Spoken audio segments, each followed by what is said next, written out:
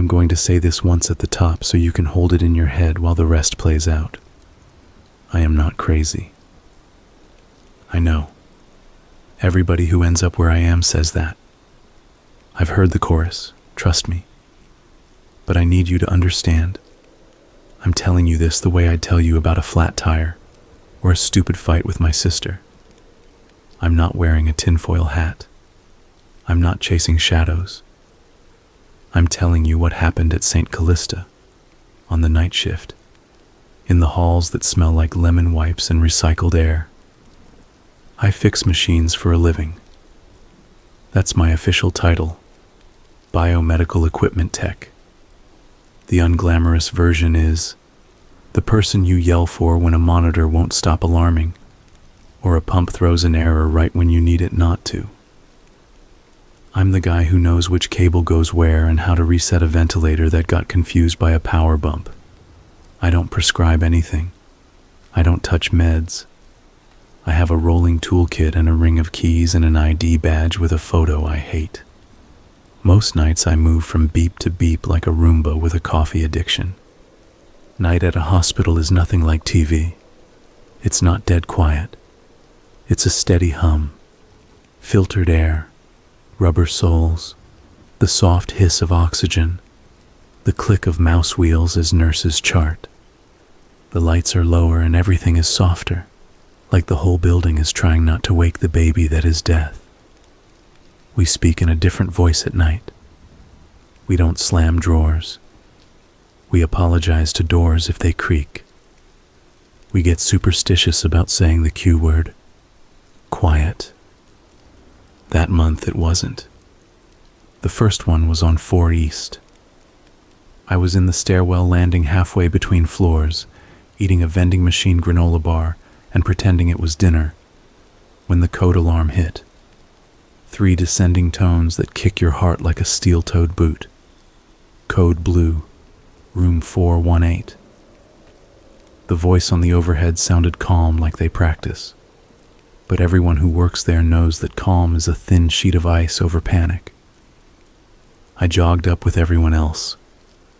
When there's a code, every body counts, even mine. Sometimes they need extra hands to move a bed, or swap a monitor, or run for the crash cart. I got there and waited by the door because there's a choreography to this. The nurse in charge decides who's in and who's out. You don't jam up a code room with a curiosity crowd.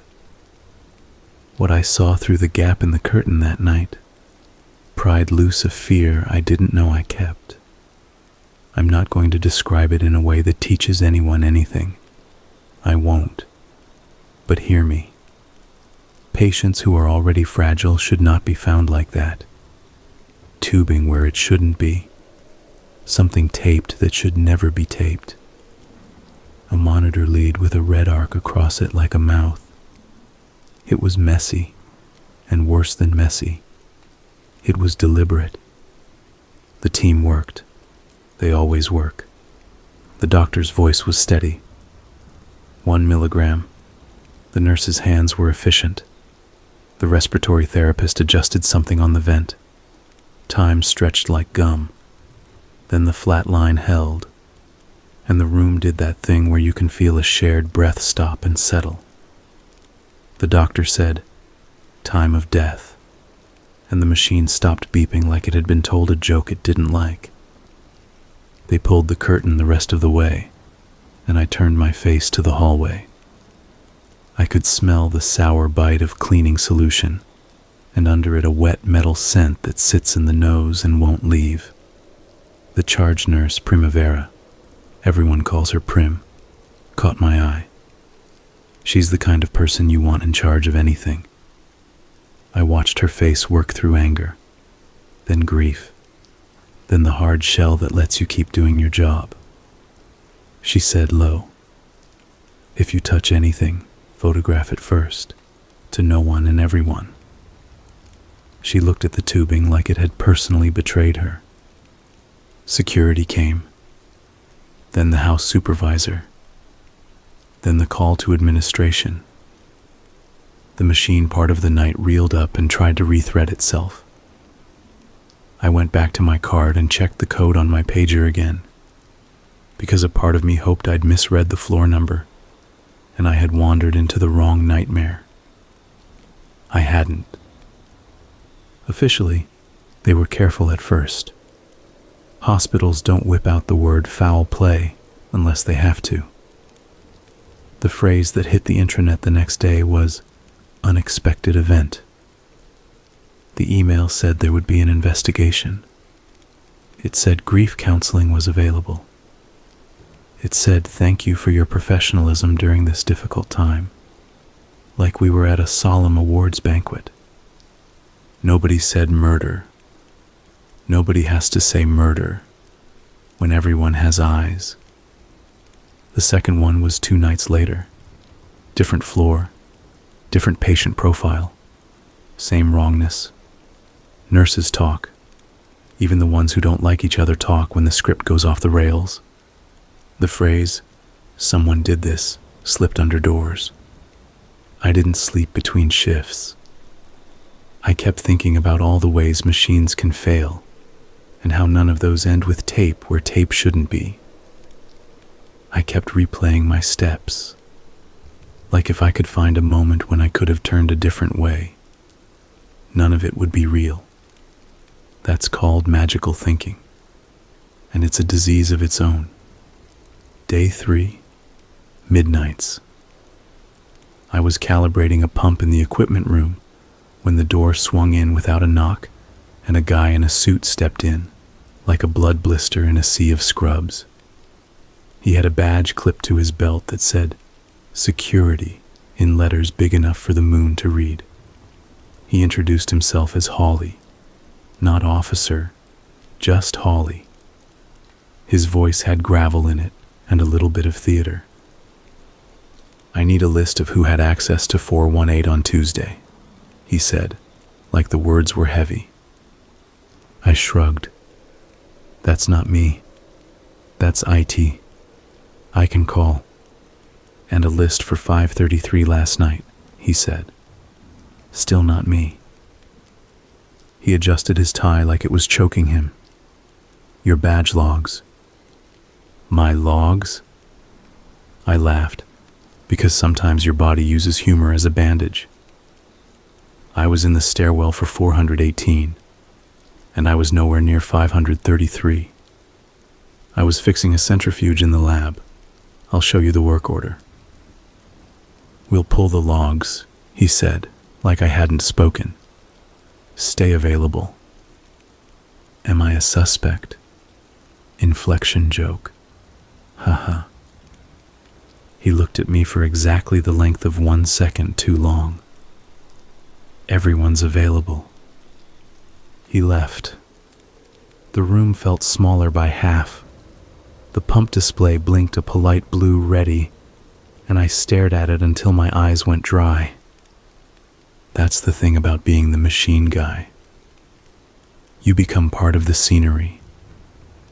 People forget you're even there when you're under a bed fiddling with a cable. I've heard families say things they wouldn't say to nurses. I've heard doctors rehearse bad news sentences like they're practicing for a play. I've heard the lullaby of charting, click, click, click, and the quiet swearing of someone who just realized their patient didn't get their meds on time because the delivery robot derped out in the hall. I am invisible until someone wants to ask, "Can you make it stop doing that?" So when a man in a suit says, "Your logs," you suddenly feel very visible and very naked. I called IT. They were nicer than security. They always are. The ticket system burped at me in a font that should be illegal. An hour later, a kid with a goatee and a gamer chair at home pinged me back. "We're seeing your badge hit 418 at 0213 Tuesday. Also 533 at 349 Thursday." I stared. My badge was in my pocket. I pulled it out and looked at the little black rectangle like it would admit to something. "I didn't go in those rooms," I typed. "I was in the stairwell at 213 Tuesday." I was in the lab at 3:49 Thursday. He responded with a shrug emoji made with punctuation. Then, maybe your badge skimmed the sensor? Like my pocket had leaned against a door I wasn't at. Like that explains a lot. After the third death, the hospital changed its language. We received a staff-wide text that said, in all caps, "Do not enter rooms without scanning your badge. No exceptions. All accesses are being recorded." I wondered who had been slipping in without scanning before, and if the message was for them, and what kind of person skates past a scanner to begin with. Then I answered my own question. Everybody, sometimes. You're in a hurry. A nurse has her hands full. Someone props it open with a foot. We make little allowances all night long because we're human. Fourth death. By then the police were officially in it. I know because they were bad at pretending to be part of the furniture. A detective talked to me at 2 a.m. in a family waiting room that looked like a brochure about coping with panic. He had a notebook and patient eyes. He asked about my work, my routine, my keys, my badge. He asked if I had enemies, like this was a high school cafeteria. I told him my biggest enemy was printer toner. He asked me where I was born. He asked me if I like my job. He asked me to take off my badge and place it on the table like it had said something rude to him. Halfway through, he said my name, slow, like it was a puzzle he was trying to solve with his mouth. Then he asked if I would mind rolling my fingers on a little pad of black ink and pressing them on a card. I do mind, I said, because the part of my brain that loves procedure finally woke up. Am I under arrest? No, he said. This is cooperative. Then no, I said. I was proud of myself for about 3 hours, like a dog proud of not stealing a steak. Then my boss called me into her office at 7 and told me I was suspended pending investigation. She didn't look at me. Her hands were folded like she was praying. I knew she had no say. Administrators in suits had already decided. I watched a gnat bang itself against the window while she talked. I went home and didn't sleep. You see the pattern. 2 days later, after a shower that lasted long enough to make my skin squeak, I found a sticky note on my bathroom mirror, tucked under the edge like a smile trying to hide. In block letters, "You keep getting there first." I stood very still. I live alone. My door has a deadbolt. I keep my windows locked because we live in a city where people take things that aren't nailed down, and sometimes things that are. The note wasn't wet. It didn't look like steam had hit it. It looked like it had been placed after I turned on the water. I touched the edge of the mirror where the note was tucked. It felt cold the way mirrors do. My stomach tried to crawl up my throat and bail out. I didn't call the cops. The voice in my head said they'd think I wrote it to throw them off. I didn't call anyone. I took the note off, put it in a Ziploc like I've seen on shows, put the Ziploc in my freezer because that felt like doing something, then sat on my couch with a towel around my waist and stared at the wall until my towel dried. You keep getting there first. That night at home, my phone dinged at 3:16 with a push alert from a local news app I keep promising to delete. Developing. Another suspicious death at St. Callista. The time on the alert yanked me by the collar. I checked my work shoes out of muscle memory. A smear of something on the toe. Not blood. Rust from a stairwell rail? Reddish brown anyway. I stared at my own footprint on my hallway mat and felt the floor tilt. The next morning, security knocked on my apartment door with cops in tow. Not a suit this time. Uniforms. The older one, a woman with no nonsense in her shoulders, asked if I would come downtown and answer a few questions. Her tone was polite and pointed at the same time. I said I wanted a lawyer. The younger one looked disappointed, like I had spoiled his TV script. They came in anyway. They had a warrant. I learned it by heart because the paper crinkled like it was trying to speak. They took my badge. They took my shoes. They took my keys, my laptop, my phone, a roll of tape from the junk drawer that every person alive has, and the note in my freezer. They held it up in the bag and tilted their heads like it was a butterfly. The younger cop read it out loud. His voice made it sound like a doodle. At the station, the older detective from the waiting room, he told me to call him Detective Armin, laid out photographs on a table like he was dealing a slow-motion card game. Room 418, room 533, others. Blurred because they have to blur them, because families exist. He slid one toward me with a latex finger.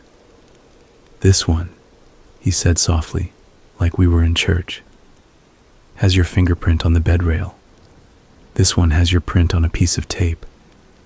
This one has fibers consistent with your work jacket. The ID logs put you nearby every time. The nurses remember you being on the floor. They remember you scanning in. I fix machines, I said. I'm everywhere. He nodded, not disagreeing, like a therapist. Help me understand how your fingerprints ended up on the inside of a strip of tape that was wrapped after the patient was prepped for bed. I swallowed. Somebody's messing with me. Okay, he said, the calm of a man in an earthquake.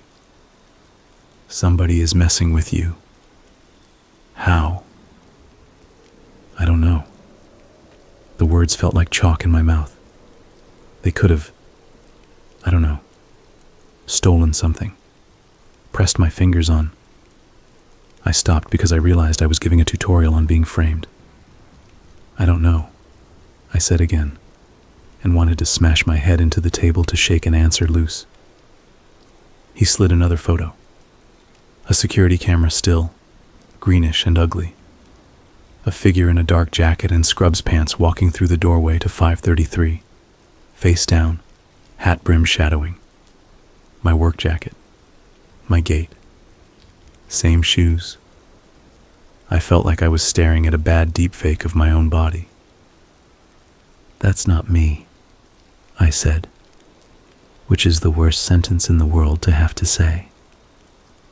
It's odd, he said, because it really looks like you. I don't own a hat like that. The shape of your ears, he said, as if ears are a confession. They took my prints that day. I didn't have a lawyer in the room. I know.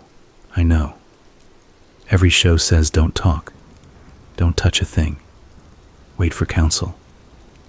But I was drowning, and they put a piece of wood near me and said, hold this, and I held it. They released me that afternoon with Don't Leave Town, and I walked home with my jacket zipped and my head down like rain was falling, even though the sky was bright and ridiculous. Sleep is a place your brain goes when it trusts the floor. Mine didn't. That night I lay on the couch and watched the ceiling blur while my upstairs neighbor's TV murmured a game show. At 2 a.m., I heard a door in the hall whisper shut. Footsteps. A pause, like someone bending to set down a bag. The soft little rip of tape from a roll. The sound was so gentle I thought I had dreamed it. Then my phone vibrated against my thigh, loud in the quiet. A number I didn't know. I let it go to voicemail. A text came a second later. A video file so small it pixelated if you breathed on it.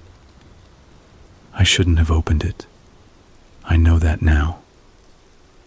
But if someone drags a knife across the door of your life, you look, right? The video was 10 seconds. No faces. A gloved hand holding a strip of tape. The hand presses the sticky side onto something out of frame. Lifts it. A smudge appears on the adhesive like a little galaxy. The glove peels off like a magician's trick. Another glove goes on. The camera pans for one beat, and I saw the corner of a saint. Callista blanket. Blue stitching. Then the video cut to black. Under it, one word. Proxy. I don't mind saying I threw up in my sink. When that calmed down, I rinsed my mouth and stared at my reflection and saw the kind of pale you only get in hospital mirrors. I texted the number back. Who are you? It bounced green and failed. The number dissolved like a sugar cube in hot coffee. I took it to Detective Armin the next morning. His face did a small thing when he watched it, like a man trying not to make a face at a bad smell. "We'll need your phone," he said. "You already took one," I said, because my mouth has a mind of its own. I need to breathe somehow. He took the phone gently out of my hand like you take a cube from a kid. "You're helping yourself," he said. I believed him enough that I didn't throw a tantrum. The hospital made a show of locking everything down.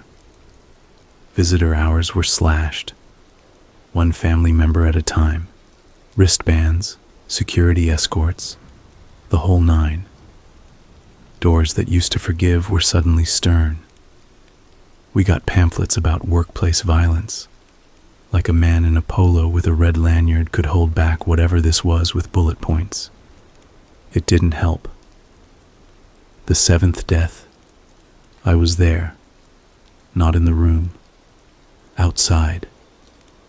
I had been on my way to the OR with a monitor on a rolling stand when the alarm went off on 5 West. The desk erupted. I pressed myself to the wall and the nurses ran like water around a rock.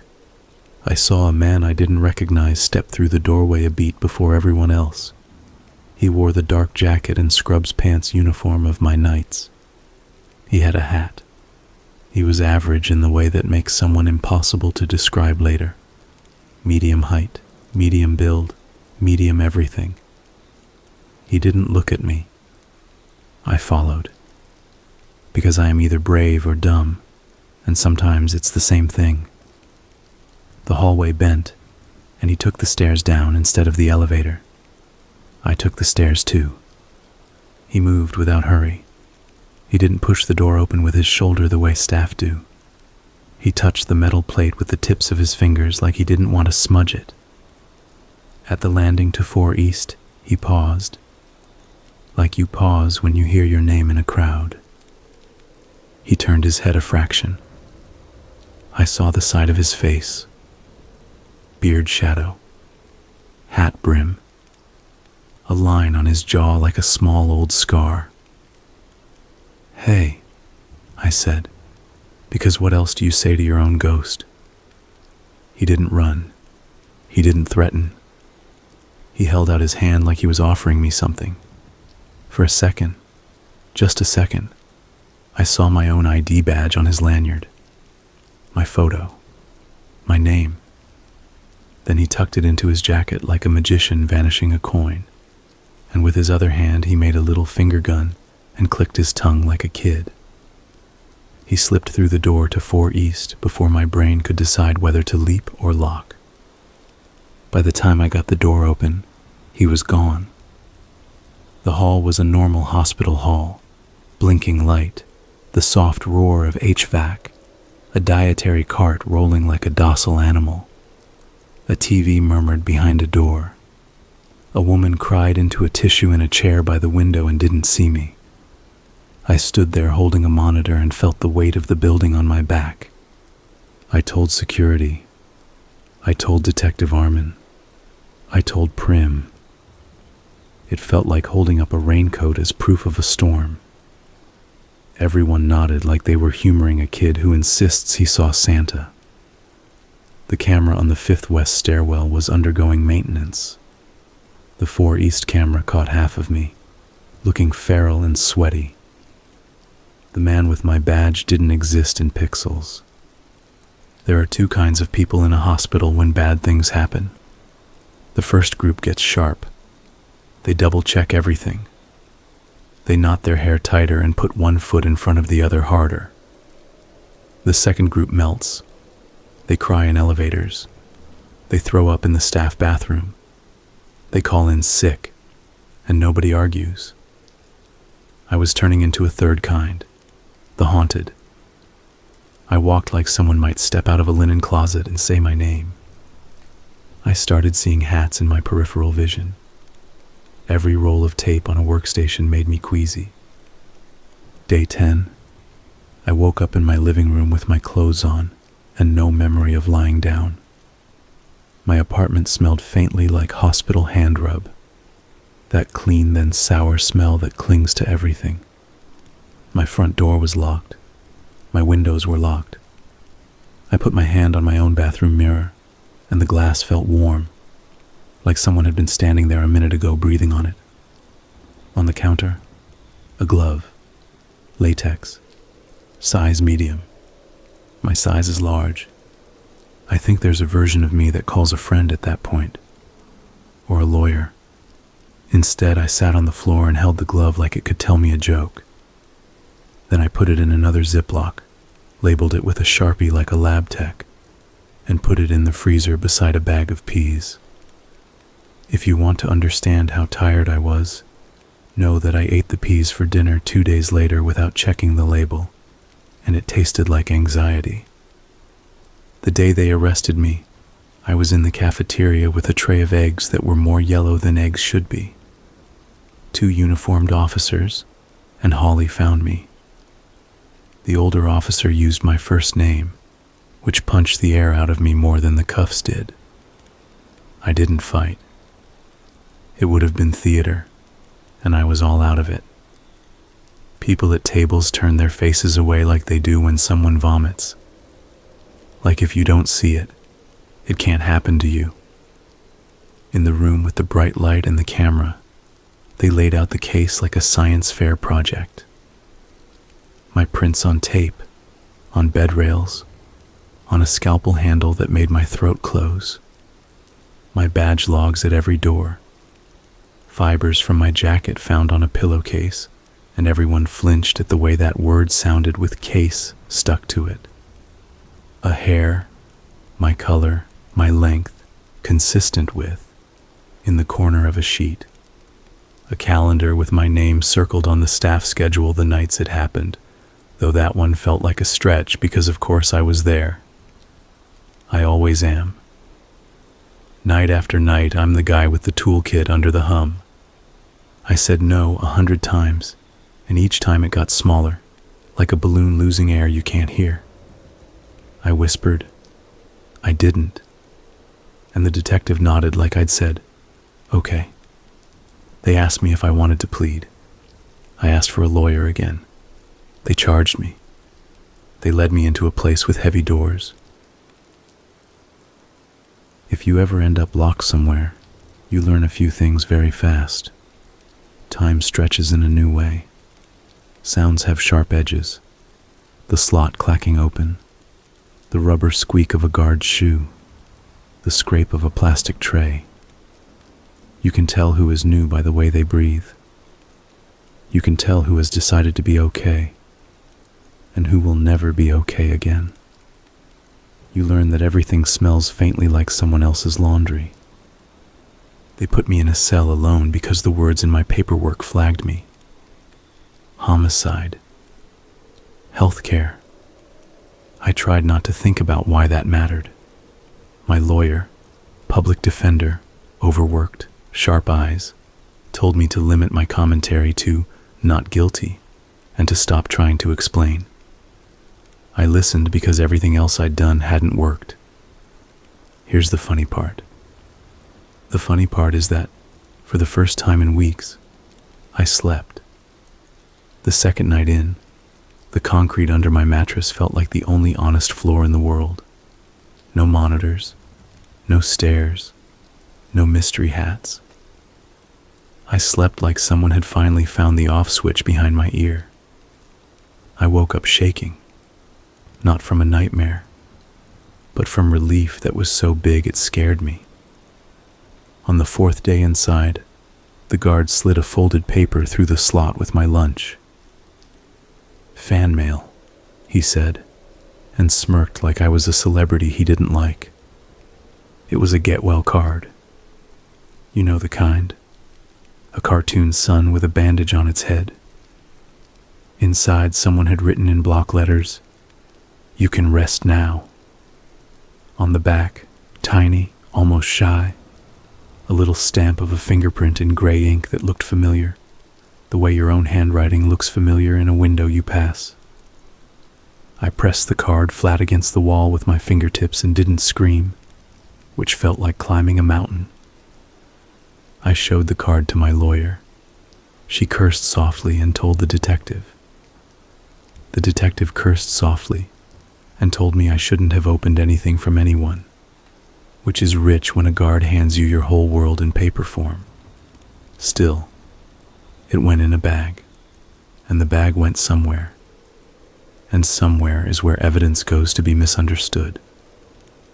A week later, they moved me to the medical wing. Officially, it was for observation. Unofficially, the rumor was that someone had written a note to a guard about getting him before he gets more, which is prison logic. The medical wing was brighter and worse. The light hums there. The walls are clean to the point you taste it. And the bed rails? Look, I don't need to explain that those rails did something to me. I took deep breaths and counted ceiling tiles and pretended the sound of a distant monitor wasn't talking directly to my spine. The night nurse on the wing was an older guy named Carl, with Popeye forearms and a kid's laugh. He brought me extra milk with dinner and told me, in a voice that belonged behind a bar, that if I wanted a pillow I had to ask nice because they were in short supply, and if people had more than one they started having opinions. He didn't ask about St. Callista. I loved him for that. We talked about baseball because baseball is safe and boring and stretches time in a way that felt familiar. The second night in medical, the lights dimmed to evening church. The corridor had that blue tint that makes white look like snow. I woke up because my brain had set an alarm for 2 a.m. that I didn't know how to turn off. I lay there listening to the building breathe, and then I heard it. The soft little rip of tape from a roll. That sound will live in me like a splinter forever. I sat up, slow. The privacy curtain at the foot of my bed moved a fraction as the air shifted. I saw a shadow on the linoleum like a smudge. "Carl," I said, trying to fold my voice into a smile. The shadow paused. Then it moved away. Not toward me, but across the hall. A door clicked, the soft hiss of something releasing air. The rip again, faster. I pressed my call button. It made a cheery ping like a microwave. No one came. I stood. The cuff on my ankle talked to the wall in a tone that might as well have said, "Be a good boy." I took one step, then another, to the doorway of my room.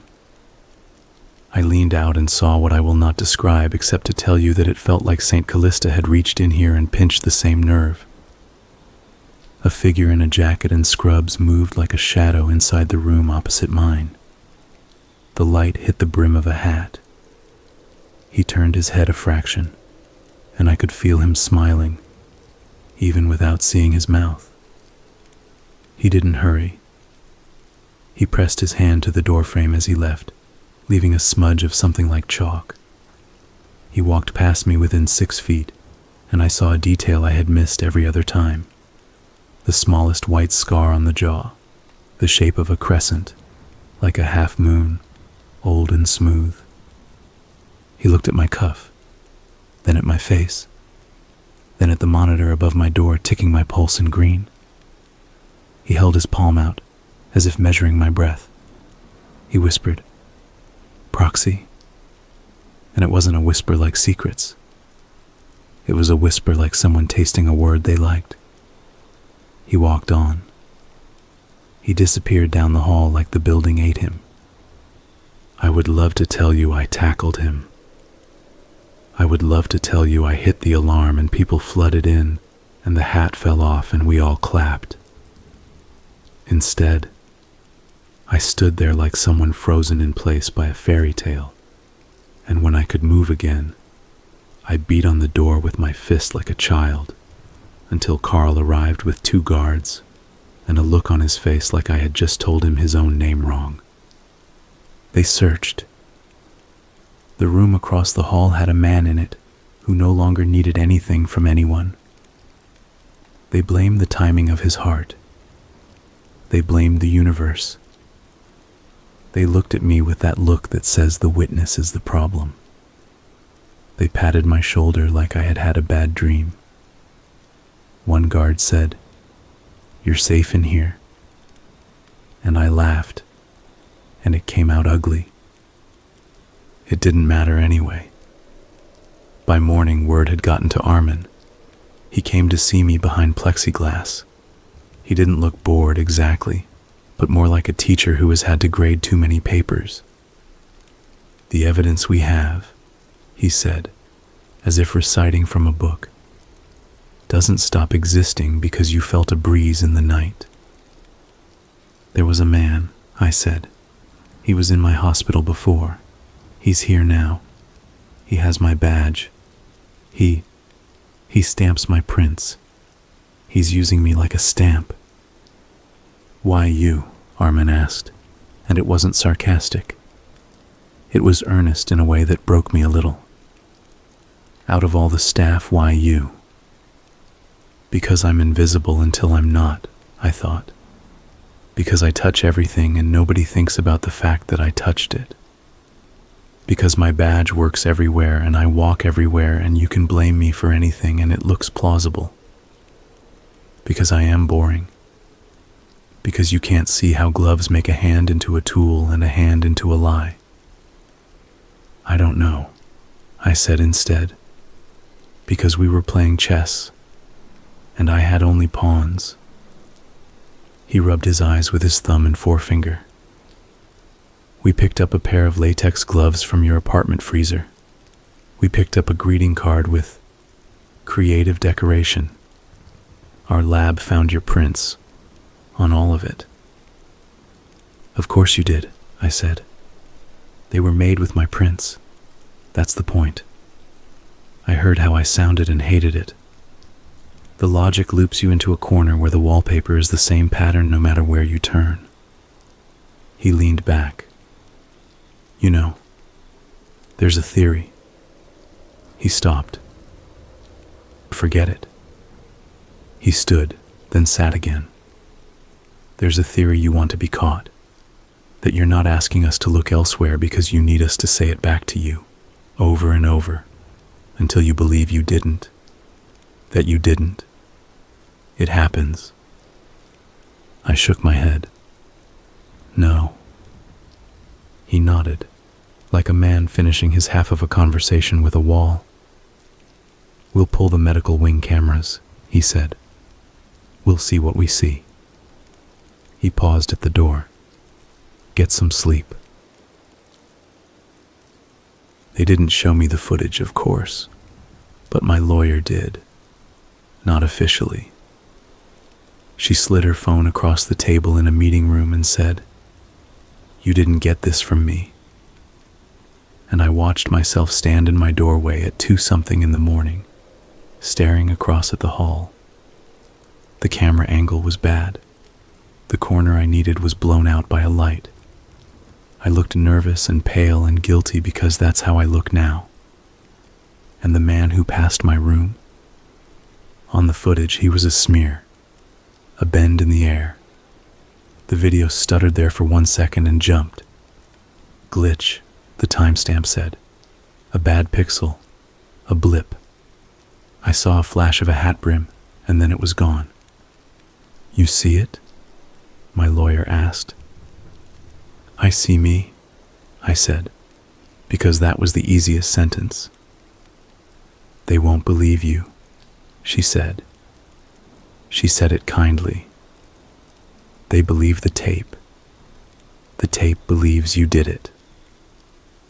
The hospital deaths made the news in a way you can't walk back. People in the comments said the word angel with sarcasm.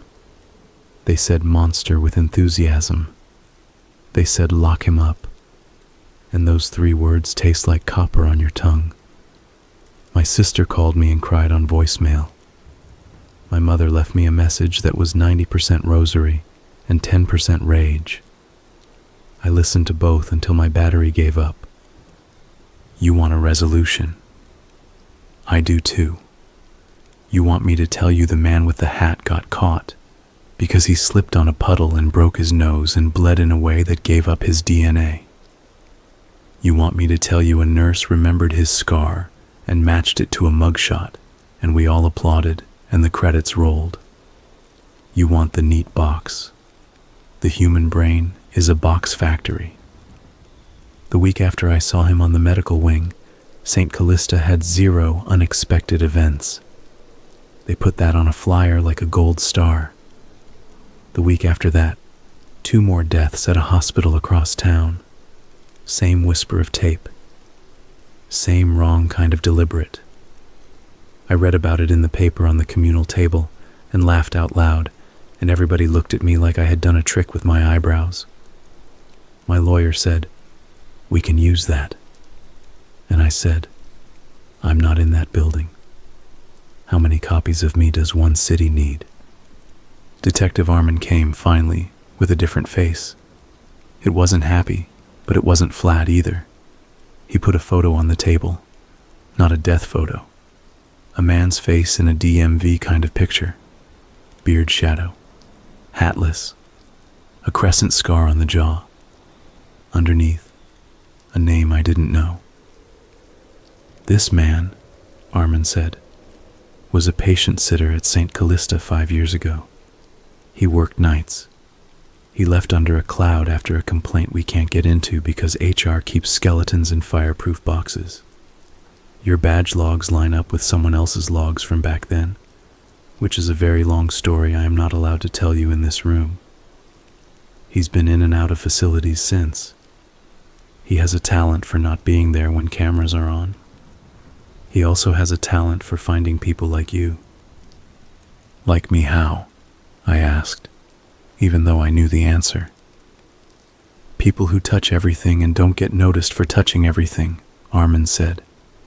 People who will say no until their whole self is a no. People who think systems will save them. I stared at the photo until the man's face started to wobble like a mirage. "So you know," I said, and my voice cracked like a dropped glass. "You know it's not me." His eyes did not change. "I know there is another explanation," he said. "The DA knows we have another explanation.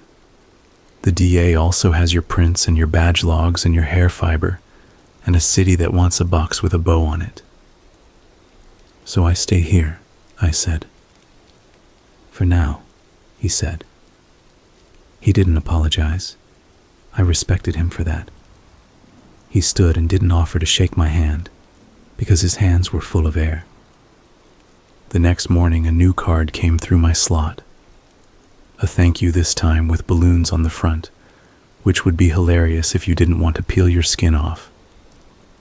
Inside, in the neat block letters that have become a prison soundtrack, it said, "You make this easy." On the inside of the card, someone had pressed a thumb, gray on gray.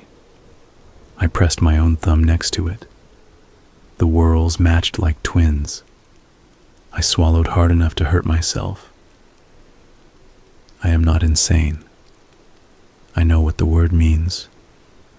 I know a thing that is true can be drowned by 20 things that are documented. I know how a clean glove can make a dirty stamp. I know what it feels like to be a tool. I am writing this with a pencil that could stab almost nothing. Carl brought it. He said, "Write it down. It helps," in a voice you use when you tell a kid the thunder can't get them. I'm writing it so that if you ever end up in a room with a hum and a rail and a feeling you can't name, you will follow it.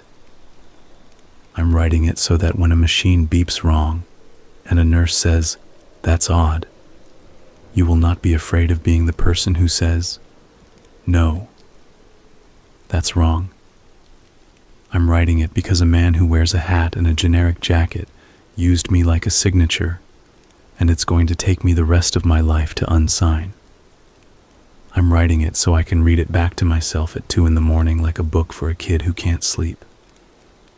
People ask me, in here, between the coughs and the clatter, "What do you dream about?"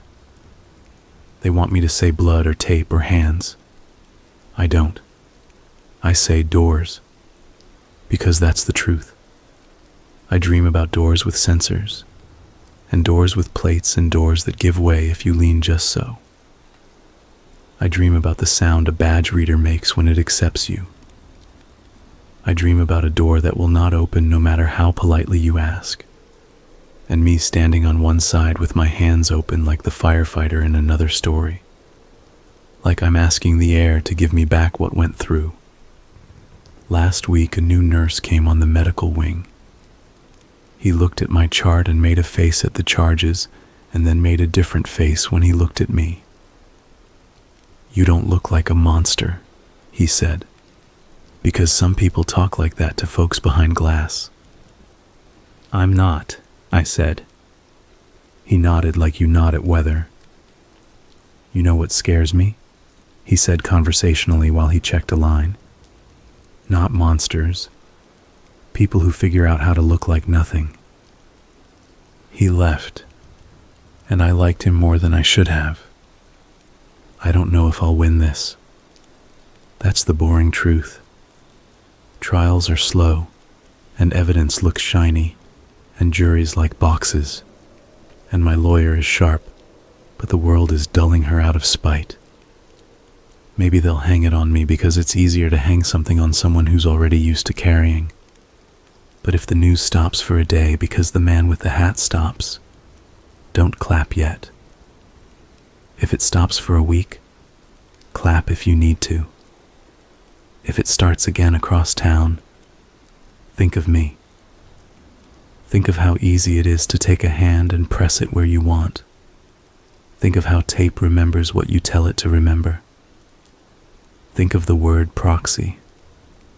If you work nights, if you walk halls that hum, if you touch machines that breathe for people, do me a favor. Scan your badge even if your hands are full. Make sure the camera blinks. Don't let anyone turn you into documentation. If you love anyone who sleeps on a vinyl pillow, love them loudly. Visit during visiting hours. Notice if someone in a hat moves like a smudge. Ask a nurse what an alarm means, instead of assuming it's just another noise.